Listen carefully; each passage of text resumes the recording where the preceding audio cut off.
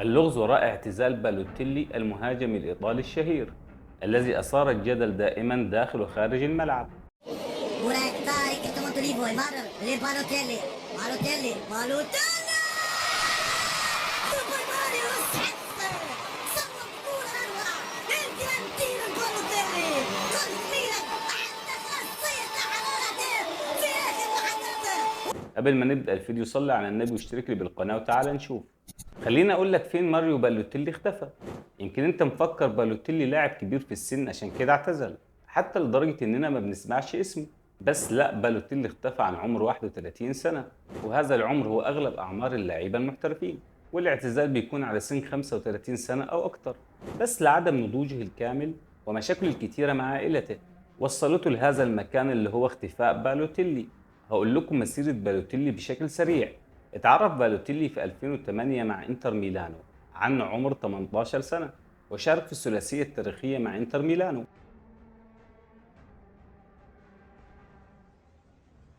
وسجل 20 هدف في 59 مباراة. ولأنه لاعب صغير وقابل للتطور، قررت مانشستر سيتي تشتريه في 2010، وكان مبدع جدا معاهم. وفي عام 2012 عمل بطولة يورو كلنا ما ننساهاش بأهدافه الجميلة ومشاكل هقول لكم عنها.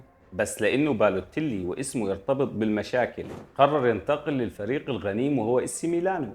كان فعلا متوهج ورائع معاهم، سجل 33 هدف، وبعدها مستواه نزل شوية وأداؤه ما كانش ثابت في الملعب. ثم انتقل إلى ليفربول، ومن ليفربول راح إعارة على ميلانو، ومن ميلانو رجع على ليفربول. بس ليفربول قرر فسخ عقده وراح على الدوري الفرنسي، ومن الدوري الفرنسي انتقل للدرجة الثانية بفريق في الدوري التركي. أقوى تصريح في التاريخ لكرة القدم لأي لاعب في عام 2012 وفي نصف نهائي بطولة اليورو، مباراة ما بين إيطاليا وألمانيا. الجميع توقع فوز ألمانيا لقوتها الشديدة، وفي ذلك الوقت الأخبار والصحف كلامها بس على منتخب ألمانيا. الموضوع أثار غضب بالوتيلي، ليأتي بالتصريح الأشهر في تاريخ كرة القدم: لم نكن رجال إذا هزمتنا دولة تحكمها امرأة. تصريح ناري، تصريح أدى لتعرض بالوتيلي لحملة ضخمة من التنمر، حملة أصابت بالوتيلي بالاكتئاب والانهيار. إلا إن بالوتيلي قرر يكون تصريحه الثاني داخل الملعب. ثم تنطلق المباراة الشهيرة، وبعد 20 دقيقة فقط بالوتيلي بارتقاء عالي يسجل الهدف الأول.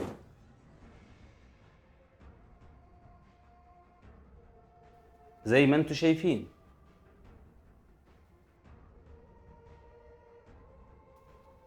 وبعدها ب 15 دقيقة يسدد صاروخ وتهز قلوب 70 ألف مشجع ألماني، ليتحول البكاء من بالوتيلي إلى ألمانيا كلها، ليوفي بالوتيلي بوعده.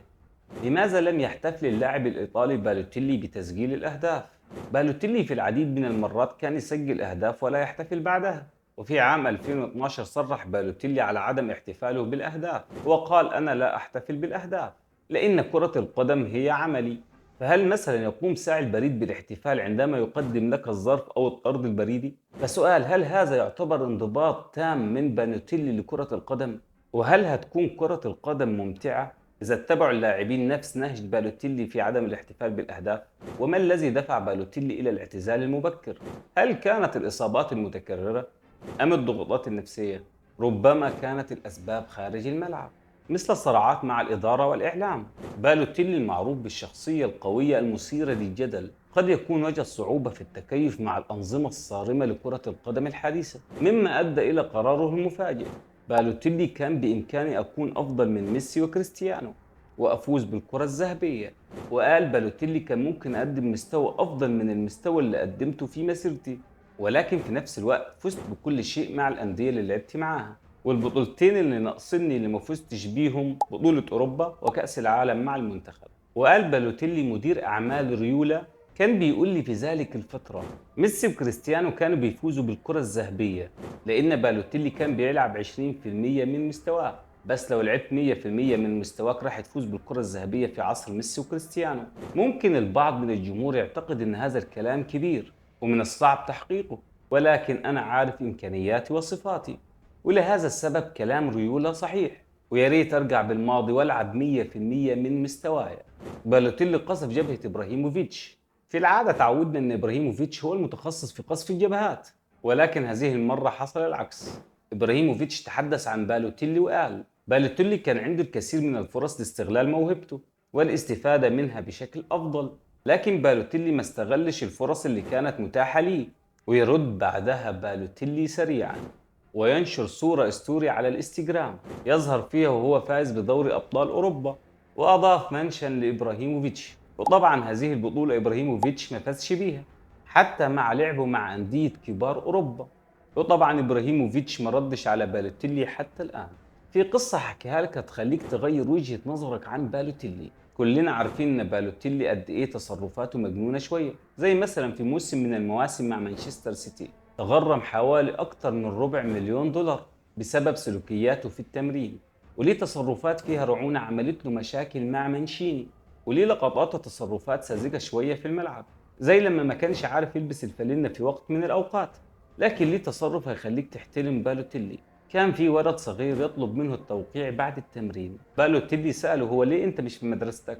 الولد جاوبه بكل سهولة كده وقال له ان في هناك ولد بيتنمر عليه وانا ما بقدرش اروح المدرسة بسببه. هل بالوتيلي يسيب الولد في حاله؟ الحقيقة لا، وبالتالي ما سكتش واخد الولد هو وامه في عربيته الشخصية وراح المدرسة، وراح قابل المدير عشان يحل المشكلة دي.